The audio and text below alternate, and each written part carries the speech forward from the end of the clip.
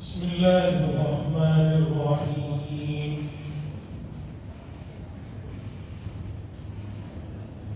اهدنا الصراط المستقيم صراط الذين أنعمت عليهم غير المغضوب عليهم ولا الضالين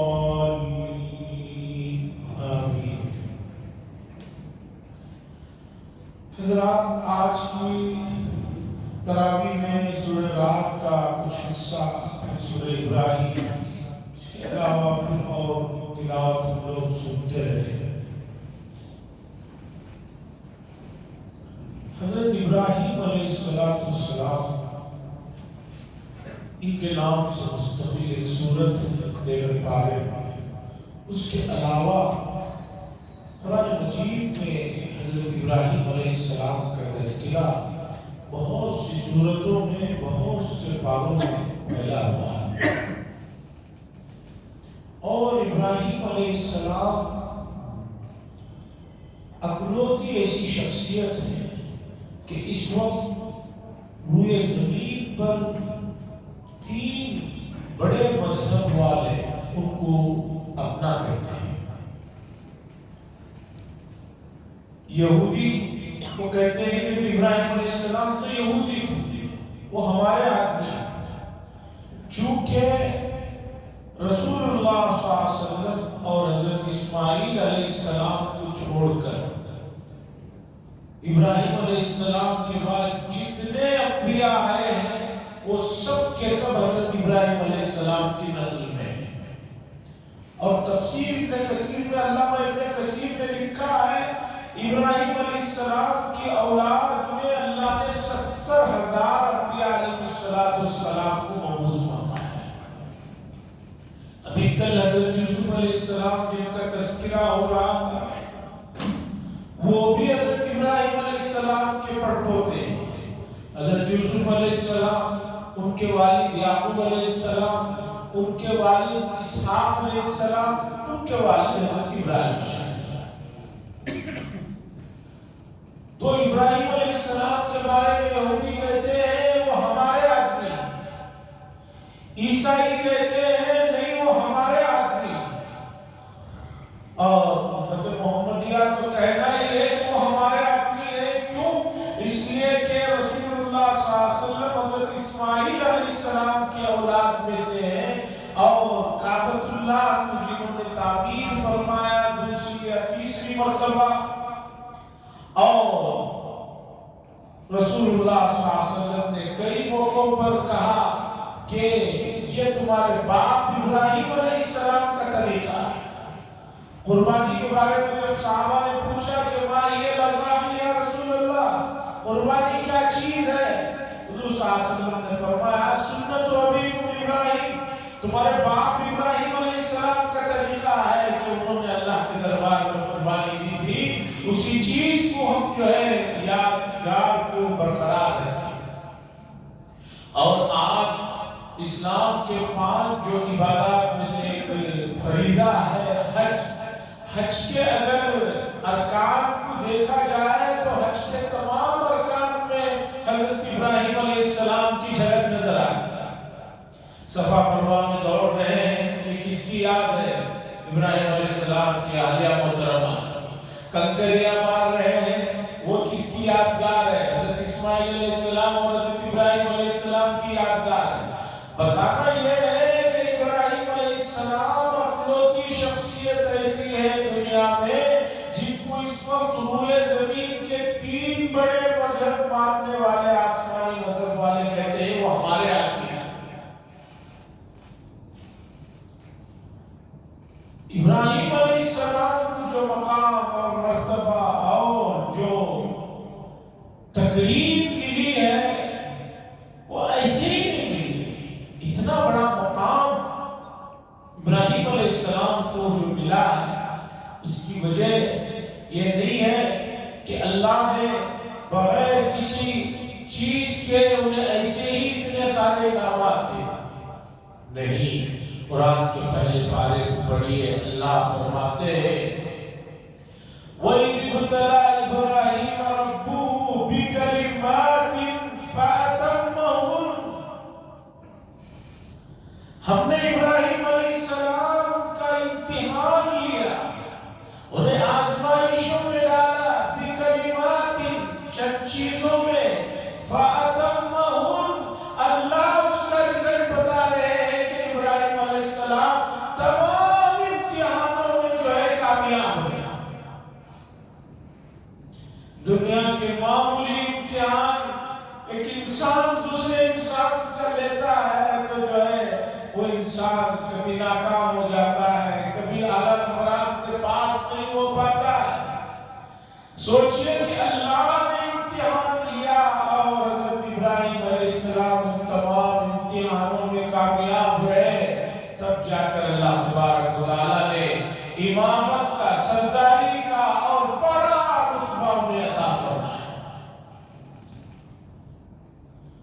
اور بھی ابراہیم علیہ السلام کا نام لینے والے ہیں، اور ڈاکٹر اقبال صاحب نے کہا ہے، آگ ہے اولاد ابراہیم ہے، کیا پھر کسی کو کسی کا امتحان مقصود ہے؟ تو ابراہیم علیہ السلام بڑے امتحانات سے گزرے۔ سب سے پہلا امتحان یہ ہوا کہ اللہ کی طرف بلانے کی وجہ سے انہیں اپنے آبائی وطن کو چھوڑنا پڑا۔ عراق کے ایک شہر میں رہ رہے تھے اور ان کا اپنا خاندان بتوں کو بنانے والا تھا، انہوں نے آپ کو جو ہے اپنے محبوب شہر سے نکال دیا۔ 4-5 ہزار سال پہلے دنیا ایسی نہیں تھی کہ ایک آدمی ایک شہر سے نکلے تو دوسرا شہر میں جا کر بسنا اس کے لیے آسان ہو۔ بڑے مراحل ہوتے تھے، بڑی دقتیں تھی، لیکن ابراہیم علیہ السلام نے اللہ کے خاطر اپنے آبائی شہر وطن کو چھوڑا۔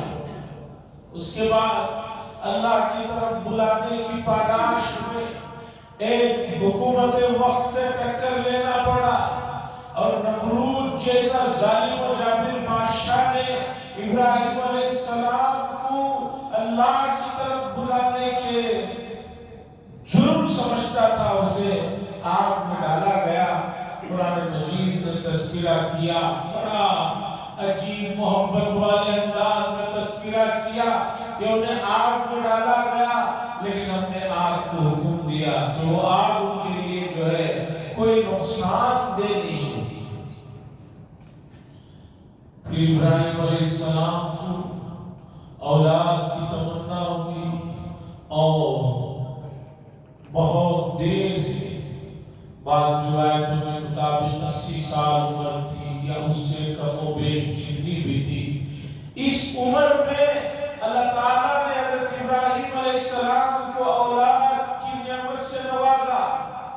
حضرت اسماعیل علیہ السلام کی ولادت ہوتی ہے، اور فوراً امتحان دیکھیے کہ اللہ فرماتے ہیں آپ اپنے اس بیٹے کو اور ان کی والدہ کو دونوں کو بواد غیر ذی زرع، ایک ایسے چٹیل علاقے میں جہاں کوئی کھیتی بھی نہیں ہے، زندگی کے آثار نہیں ہے، وہاں چھوڑیے اور پھر واپس مڑ کر جو ہے ملک شام کی طرف آ جائے۔ 80 سال کی عمر میں بیٹے کی پیدائش ہوئی ہے، اللہ کا حکم ہے تو حضرت ابراہیم علیہ السلام اپنے آلیہ اور بیٹے کو لے جا کر، تھوڑے سے کھجور تھے، کچھ مشکیزے میں پانی تھا، اسے چھوڑتے ہیں مکے میں۔ مکہ اس وقت بواد غیر ذی زرع تھا، کعبۃ اللہ کی موجودہ جو عمارت ہے وہ بھی طوفان نوح کے بعد منہدم ہو گئی تھی، کچھ نہیں تھا، چٹیل میدان تھا، وہاں چھوڑ کر اللہ کے حکم سے چل پڑتے ہیں۔ امتحان۔ اس کے بعد پھر جب حضرت اسماعیل علیہ السلام کی عمر اللہ اختلاف روایات 13-14 سال کی ہوتی ہے، اللہ کا حکم ہوتا ہے جائیے، مکہ پہنچتے ہیں۔ کیوں آئے ہیں؟ کہ بچے کے ساتھ جو اب تک جدائی تھی اسے ختم کرنے کے لیے نہیں، بلکہ اس لیے آئے ہیں کہ اللہ نے خواب میں حکم دیا کہ بیٹے کو ذبح کرو۔ اتنی مدت کے بعد ولادت، پھر اس کے بعد بیابان میں چھوڑ کر واپسی، پھر 14 سال کی بچے کی جب عمر ہوتی ہے تو اللہ کا حکم ہوتا ہے لے جاؤ۔ بچے کو جو ہے خواب میں دیکھ رہے ہیں کہ میں ذبح کر رہا ہوں، بیٹے کو لے کر چلتے ہیں اور مینا میں جو بڑا جمرہ ہے جسے بڑا شیطان کہتے ہیں وہاں پر لے جا کر جو ہے ذبح کرنے کے لیے لٹا دیتے ہیں۔ فلما اسلم وتلہ للجبین، بیٹے سے مشورہ کرتے ہیں، آخر بیٹے کس کے ہیں؟ ابراہیم علیہ السلام کے۔ اور علامہ اقبال نے کہا کہ بھئی اسماعیل علیہ السلام کے اندر یہ جو جذبہ پیدا ہوا تھا اللہ کے لیے قربان ہونے کا، اس میں ابراہیم علیہ السلام کا تو ہے ہی حصہ، لیکن اس سے زیادہ ان کی والدہ کا حصہ ہے کہ ان کے ہاتھوں میں پرورش کری۔ والد کو دیکھا تھا پیدائش کے وقت میں، وہ تو چلے گئے تھے، پھر واپس آئے تو والدہ نے اسی تربیت کی تھی، حضرت حاجرہ علیہ السلام نے اسی تربیت کی تھی۔ بیٹے نے کہا من الصابرین، آپ مجھے صبر کرنے والوں میں سے پائیں گے۔ تو لٹا دیا گیا، آنکھوں پر کپڑا باندھ دیا گیا، چھری چلتی ہے۔ فلما اسلم وتلہ للجبین، آسمان میں فرشتے حیرت میں، کیا منظر ہے، کیا امتحان ہو رہا ہے کہ بھئی اس عمر میں بچہ، پھر اتنا لمبا جولائی کا وقفہ، پھر جو ہے اللہ کے لیے ذبح کرنے کا حکم ہے، اور اس سے پہلے انسانی تاریخ میں کوئی کسی کو ذبح نہیں کیا تھا اللہ کے لیے۔ پہلے سے ایک چیز ہوئی ہے تو چلو اسے دیکھ کر دوسرا آدمی کر رہا ہے تو کوئی کمال کی بات نہیں۔ ایک آدمی پہلے سے بھی ایک کام کیا، ہم روزے رکھ رہے ہیں، کوئی کمال نہیں، اس لیے کہ تمام شریعتوں میں روزے تھے، سب لوگوں نے روزہ رکھا ہے تو ہم روزہ رکھ رہے ہیں تو کوئی بہت بڑا کمال نہیں ہے، کوئی بہت بڑے دین ماننا نہیں۔ اس پر یاد آیا مجھے سیرت کے عنوان پر دنیا میں بے شمار کتابیں لکھی گئی ہیں اور لکھی جا رہی ہیں۔ رسول اللہ صلی اللہ علیہ وسلم کی سیرت پر اب تک لکھی جا چکی ہے، کئی زبانوں میں لکھی جا رہی ہے۔ ہمارے پڑوس کے ملک کے ایک عالم دین، بلکہ اصلاً تو ہمارے ہی ملک کے تھے، مفتی شفیع صاحب قدس سرہ، ان کے فرزند ولی رازی، انہوں نے سیرت پر کتاب لکھی رسول اللہ صلی اللہ علیہ وسلم کی، اور اس کتاب میں اردو میں جو حروف ہیں، کچھ حروف ہیں جن میں نقطے ہوتے ہیں، کچھ حروف ہیں جس میں نقطے نہیں، الف کوئی نقطہ نہیں، صاد کوئی نقطہ نہیں، سین کوئی نقطہ نہیں، اسی طرح ہا کوئی نقطہ نہیں، کاف کوئی نقطہ نہیں، لام کوئی نقطہ نہیں، میم کوئی نقطہ نہیں، باقی کے حروفوں پر نقطہ ہے، با نیچے نقطہ ہے، تا دو اوپر نقطے ہیں، سا تین نقطے ہیں، جیم بیچ میں ایک نقطہ ہے، خا اس کے اوپر ایک نقطہ ہے، رال اس کے اوپر ایک نقطہ ہے، زا اس کے اوپر نقطہ ہے۔ ولی راضی صاحب نے کتاب لکھی سیرت پر، اور کمال دیکھیے کہ پوری کتاب میں کوئی بھی ایسا حرف لفظ استعمال نہیں کیا جس میں کوئی نقطہ ہو۔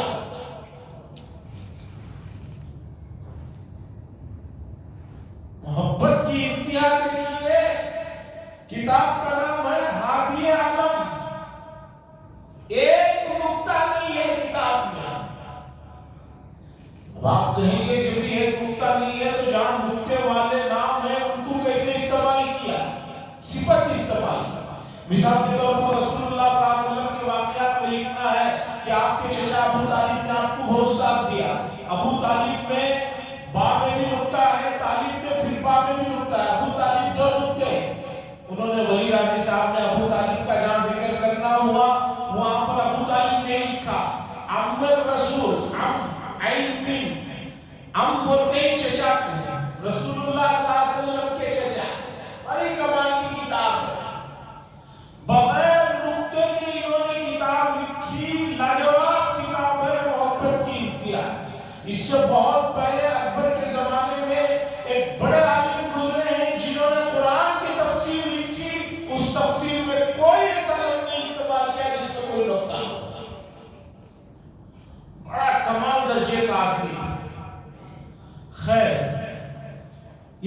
کتاب چھپ کر آئی تو دارالعلوم دیوبند میں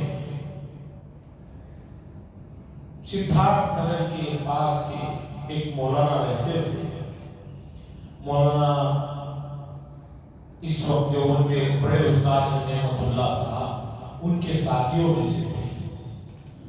ان کو کسی نے کہا کہ بھائی آپ تو بہت اپنے آپ کو قابل کہتے ہیں، دیکھیے پاکستان کے ایک عالم نے سیرت پر کتاب لکھی ہے نثر میں بغیر نقطے کی. انہوں نے کہا اچھا اتنے بڑے ادیب وہاں ہو گئے، اب اگر میں بغیر نقطوں کی کتاب لکھوں تو کوئی کمال نہیں. کیوں؟ اس لیے کہ وہ پہلے لکھ چکے. اب کتاب لکھوں گا بغیر نقطوں والی، لیکن نثر میں نہیں نظم میں لکھوں گا. انہوں نے نظم میں کتاب لکھی. تو پہلے ایک کام ہوا ہے، دوبارہ وہ کام کیا جا رہا ہے تو اس میں کوئی حیرت نہیں. لیکن ابراہیم علیہ السلام کے پورے کاموں میں دیکھیے کہ پہلے اس کی نظیر نہیں ہے. بیٹے کو ذبح کرنے والا کوئی واقعہ ابراہیم علیہ السلام سے لے کر آدم علیہ السلام کی تاریخ میں نہیں ملتا. اللہ نے فرمایا ذبح کرو، لٹا دیا اور جو ہے چھری چلانے لگتے. آسمان میں پورے فرشتے، خاص طور پر جو بڑے فرشتے ہیں حضرت جبریل، حضرت میکائیل، حضرت اسرافیل، حضرت اسرائیل، یہ سب لوگ تک کی بات کر دیکھ رہے ہیں. کیا منظر ہو رہا ہے کہ اللہ کی محبت کے لیے کوئی اس درجے اپنے آپ کو جو ہے اللہ کے لیے جھکا دے، ایسی کوئی مثال نہیں ہے. چھری چلاتے ہیں، ادھر فوراً اللہ کی طرف سے جو ہے دنبا آ جاتا ہے. بہرحال اس کے بعد کے بھی واقعات ابراہیم علیہ السلام کی زندگی میں ہیں. بتانا یہ ہے کہ کسی بھی آدمی کو کسی بھی مقام پر پہنچنا ہے تو امتحان تو دینا پڑے گا، محنت تو کرنی پڑے گی. شیخ الحدیث مولانا زکریا صاحب قدس سرہ نے لکھا، آپ بھی میں سچ لکھا، لوگ بزرگوں کے واقعات میں ان کی آخری زندگی کو دیکھتے ہیں کہ بھئی اللہ والوں کے بڑے مزے ہیں، بڑی دعوتیں ہو رہی ہیں، بڑا آؤ بھگت ہو رہا ہے، بڑا اکرام ہو رہا ہے. ارے ان لوگوں کی زندگی کے ابتدائی واقعات دیکھو کہ کیسی مشقت اور مشکلوں میں وہ زندگی انہوں نے گزاری. تو عزیزان گرامی، ابراہیم علیہ السلام کو جو مقام و مرتبہ ملا، اس کا جو ہے سب سے بڑا سبب یہ ہے کہ انہوں نے اللہ کی رضا کے سامنے اپنے تمام جذبات کی، اپنے تمام خواہشات کی، اپنے تمام چیزوں کی قربانی دی. ہم بھی ان کا نام لینے والے ہیں، اور کون ہے جو نماز میں روزانہ ان کا نام نہیں لیتا؟ التحیات میں، درود میں نام لے رہے ہیں، انی وجہت وجہ للذی پڑھتے ہیں وہاں نام آ رہا ہے، ابراہیم حنیف و وما من المشرکین. عزیزان گرامی، جس پیغمبر کا نام ہم بار بار لے رہے ہیں، کیا ہمارا فرض نہیں بنتا کہ ہم ان کی زندگی کا مطالعہ کریں اور ان کو یہ جو مقام اور مرتبہ اللہ کی طرف سے ملا وہ کیوں ملا، اور ان کو ہمیں وہ مقام مل سکتا ہے، ان کے ہم نام لینے والے ہیں تو ہمیں بھی وہ کام کرنے ہوں گے. اسی کو اقبال صاحب نے کہا، آ گئے اولاد ابراہیم نمرود ہے، کیا پھر کسی کو کسی کا امتحان مقصود ہے؟ ملک کے موجودہ حالات میں اگر آپ ابراہیم علیہ السلام کے اس زمانے کے حالات کا رکھ کر تقابل کریں تو حالات ایسے ہیں کہ اس زمانے میں بھی پوری طاقتیں جو ہے ایسی ہی ہو گئی تھی اللہ والوں کے. اس میں آج بھی وہی ماحول بن رہا ہے، لیکن ان کے واقعات میں اس سے نکلنے کا حل کیا ہے؟ اس سے نکلنے کا حل یہ ہے کہ آدمی اللہ کی طرف رجوع کرے. مشہور واقعہ ہے، افلاطون نے حضرت موسیٰ علیہ السلام سے پوچھا کہ اگر آپ اللہ کے پیغمبر ہیں تو آپ ہی اس کا صحیح جواب دے سکتے ہیں. مجھے بتائیے کہ اگر کوئی آدمی جس کی طرف تمام مصیبتوں کی کمان بنا لی جائے، پوری دنیا کی مصیبتیں اس کی کمان بنا لی جائے اور تکلیفوں اور شدتوں کی تیر بنا کر کوئی چلائے کسی کے اوپر، اس سے بچنے کا کیا طریقہ ہے؟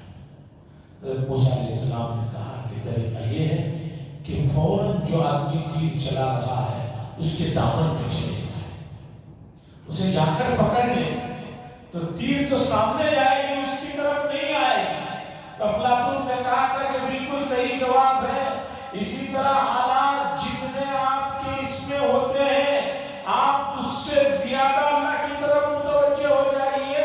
یہی جو ہے ابراہیم علیہ السلام کا بتایا ہوا زندگی کا سبق ہے، جو مختلف انداز میں قرآن مجید نے میں ذکر کیا۔ ہم جو ہے بحث و مباحثے کے لیے، دوسری چیزوں کے لیے تو تیار ہیں، لیکن اللہ کی طرف رجوع ہونے کے لیے، اللہ کو منانے کے لیے، اس کے سامنے گرانے کے لیے، وہاں آنسو بہانے کے لیے، اسے راضی کرنے کے لیے اس چیز کی طرف توجہ نہیں دے رہے ہیں۔ یہ ہماری بنیادی غلطی ہے۔ تو ابراہیم علیہ السلام کی زندگی کے واقعات ہمارے لیے نمونہ ہے، اور اللہ نے فرمایا لوگوں ابراہیم علیہ السلام یہ ایک آدمی کا نام نہیں ہے، ان ابراہیم کان امہ، وہ اکیلے تلے تنہا پوری ایک جماعت تھی، پوری ایک جو ہے انجمن تھے، اور پوری جو ہے ایک امت تھے۔ قرآن مجید میں پہلے پارے سے لے کر 30ویں پارے تک کتنے مرتبہ ابراہیم علیہ السلام کا نام آیا ہے۔ قرآن نے 30ویں پارے میں یہ بات مشرکین کی نقل فرمائی، ما کان ابراہیم یہودی ولا نصرانی ولکن کان حنیفا مسلما۔ ابراہیم علیہ السلام نہ مشرک تھے، مکے کے مشرک کہتے تھے ابراہیم علیہ السلام تو مشرک تھے، یہودی کہتے تھے یہودی تھے، عیسائی کہتے تھے عیسائی تھے۔ اللہ نے فرمایا نہیں، وہ دین حنیف، سیدھا راستہ جو اللہ تک پہنچاتا ہے، اس راستے پر چلنے والی وہ ایک شخصیت تھی۔ اور پھر ایک مرتبہ اگر ہم ابراہیم علیہ السلام کو مانتے ہیں، انہیں عقیدت کی نگاہ سے دیکھتے ہیں، اور دیکھنا بھی چاہیے اس لیے کہ وہ ہمارے جد امجد ہیں۔ نمازوں میں، درودوں میں ہم یہ کہتے ہیں کما صلیت علی ابراہیم، اللہ جیسے آپ نے رحمتیں برکتیں نازل فرمائی ابراہیم علیہ السلام پر، اس طرح کی رحمتیں اور برکتیں رسول اللہ صلی اللہ علیہ وسلم پر اور ان کے آل پر نازل فرما۔ تو ایسی شخصیت کا مطالعہ اور ان کے اصولوں پر چلنے کا نام ہی جو ہے مسلمانی ہے اور ایمان ہے۔ اور اگر ہم نے جو ہے ان واقعات سے کچھ سبق حاصل نہیں کیا تو اللہ تبارک و تعالیٰ کو انسانوں کی تقدیس، ان کی بڑائی، ان کی تحمید کی کوئی ضرورت نہیں۔ چلنا ہو تو پوری طرح چلیے۔ آج دوپہر میں بیان میں بات بتائی گئی کہ بھئی ایک عمارت کے اگر 5 پلر ہیں تو 5 پلر کو قابو میں رکھنا ضروری ہے۔ ایک پلر تو لگا ہوا ہے، 2 پلر جھک گئے ہیں، کیا ہوگا؟ آج دیکھیے گھروں کے سامنے لوگ کچرا پھینک رہے ہیں، مسجد کے سامنے 100 مرتبہ بتایا گیا کہ بھی کچرے والے آتے ہیں ان کو سلیقے سے دو، نہیں، 3رے فلور وہیں سے پھینک رہے ہیں۔ اس کے بعد رات بھر دوسری جو مخلوق ہے چوہوں کی اور کتوں کی، پوری گلی کو، مسجد کی چلنے پھرنے کی گلی کو جو ہے گندا کر کے رکھتے ہیں۔ کسی کا گھر ہے، آپ اس کے گھر کے سامنے لے جا کر گاڑی پارک کر دیتے ہیں۔ اب اس آدمی کو رات میں کسی وقت نکلنا پڑے اپنی گاڑی لے کر، کبھی بھی کسی کو بھی کچھ بھی ہو سکتا ہے، اس میں کیا قیامت گزرتی ہے، علاج کروانا پڑتا ہے، کوئی آتا نہیں ہے، رکھتے ہیں غائب ہو جاتے ہیں، اطلاع بھی نہیں کرتے، نہ اجازت دیتے ہیں کہ بھی ہم مجبوراً کھڑا رہے ہیں، کچھ ضرورت پڑی تو جو ہے یہ ہمارا نمبر ہے۔ اخلاقیات نام کی کوئی چیز ہونی چاہیے۔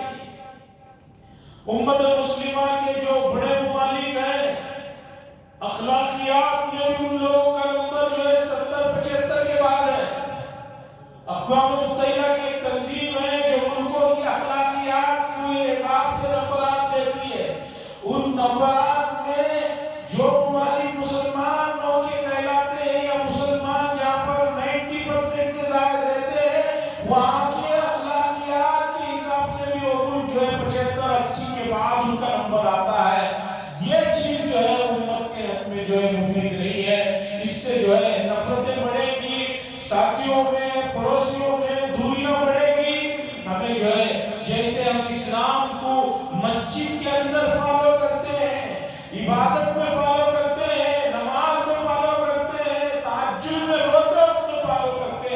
معاملات معاشرت اور اخلاق میں بھی اسی طرح فالو کرنا ضروری ہے.